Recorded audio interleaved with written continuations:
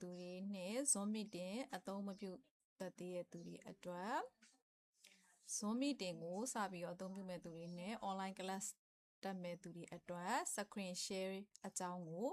ရှင်းပြပေးသွားမှာဖြစ်ပါတယ်။ screen share က audio တွေ video တွေနဲ့တဒန်းနဲ့မှာတည်ရှိရဲ့ SHARE ဆိုတဲ့ဒီနေရာလေးကိုနှိပ်ပေးရမယ်။နှိပ်ပေးတဲ့အခါမှာကိုဖွင့်ထားတဲ့ screen တွေကဒီမှာပေါ်နေမှာဖြစ်တယ်။အဲ့ဒီအခါမှာဒီ screen ကို click ပြီးတော့ share ဆိုတာကိုနှိပ်ပေးရမယ်။ဟုတ်ပြီ။ကိုက video share လိုက်ချင်တယ်ဆိုလို့ရှိရင်ကို share လိုက်တဲ့ video ရဲ့အသံကိုတစ်ဖက်လူကကြားရစေချင်တယ်ဆိုရင် share option မှာ share sound ဒီနေရာမှာအများကြီးပဲရှိရယ်เนาะဒါလေးတွေကိုကိုကတိတိကျကျဖတ်ပြီးတော့ share ဆိုတာကိုနှိပ်ရမယ်ဒါပေမဲ့အခုမှစပြီးတော့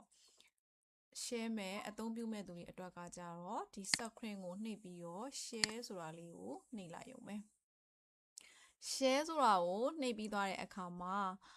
ကိုက Microsoft Word သုံးနေတယ်ဆိုရင် Microsoft Word ကိုဖွင့်ရမှာဖြစ်တယ် screen ကိုရေးချစ်ပြချင်တယ်ဆိုတဲ့သူကဒီနေရာမှာ screen ပေါ်ကိုလိုက်ရှာကြည့်လိုက်တဲ့အခါမှာခဲတံလေးတွေ့ရလိမ့်မယ်ခဲတံလေးဒီမှာခဲတံပုံစံလေးအဲ့နေရာလေးကိုနှိပ်လိုက်နှိပ်ပြီးတော့အဲ့ဒီကောင်ကိုဒီလိုရွှေ့လို့ရတယ်အဲ့တော့ဒီခဲတံလေးကိုဒီမှာယူတယ်ယူပြီးသွားလို့ရှိရင် Microsoft Word ကိုဖွင့်မှာ Telegram ကိုဖွင့်မှာ Viber ကိုဖွင့်မှာအစရှိတဲ့ဖြစ်ဒီလိုရေးချစ်ပြခြင်းတဲ့အခါမျိုးမှာဒါကိုသုံးတယ်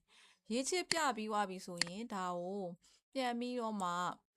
เนาะဒါလေးလိုဖိဆွဲလို့ရတယ်ပြန်ပြီးတော့မှထွက်ချင်တယ်ဆိုဒီနေရာကိုသွားပြီးတော့ clear all drawing လုပ်ပေးရမယ်ဟုတ်ပြီကိုကဒီရေးချစ်မှုတွေပြီးသွားလို့ကိုယ့်ရဲ့ screen ထဲမှာရှိရ Microsoft Word ကိုရွေးချယ်ဖို့အတွက်ဆိုရင်ကြတော့ဒီမြားကိုပြန်နှိပ်ပြီးတော့မှဒီ mouse ဆိုတဲ့မြားကိုပြန်နှိပ်ပြီးတော့မှ Microsoft Word ကို click လို့ရမယ်ဒါဆိုရင် Microsoft Word ပွင့်လာမှာဖြစ်တယ်ဟုတ်ပြီနော်ကိုအသုံးပြုခြင်းတဲ့ application ကိုရွေးချယ်ဖို့အတွက်ဒီ mouse ကိုအသုံးပြုရမှာဖြစ်တယ်ပြီးသွားတဲ့အခါမှာ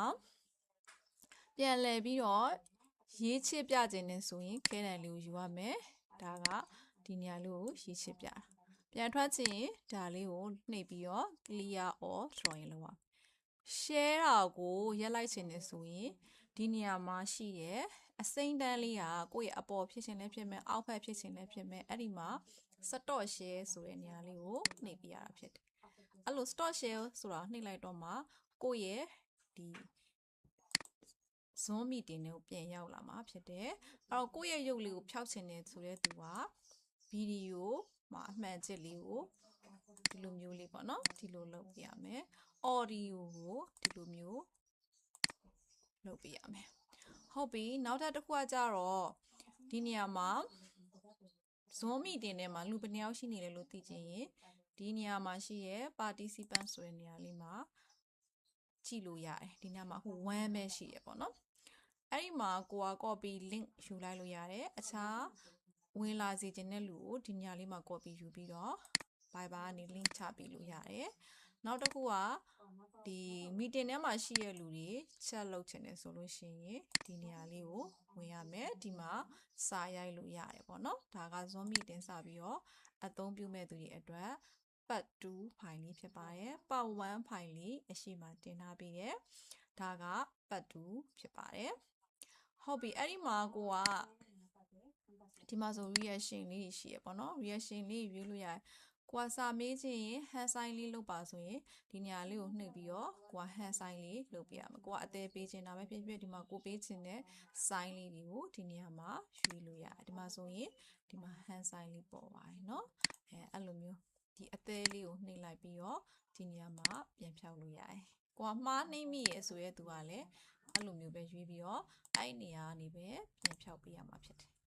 ဟုတ်ပြီเนาะအဲ့တော့ဒါလေးက share နဲ့ react နဲ့ chat နဲ့အကြောင်းကိုသင်ပြီးသွားပြီเนาะဟုတ်ပြီနောက်ထပ်တစ်ဖိုင်မှာကြတော့ breakout warning ကိုဘယ်လိုအသုံးပြုရလဲဆိုတာကိုပြောပြပြီးသွားမှာဖြစ်ပါတယ်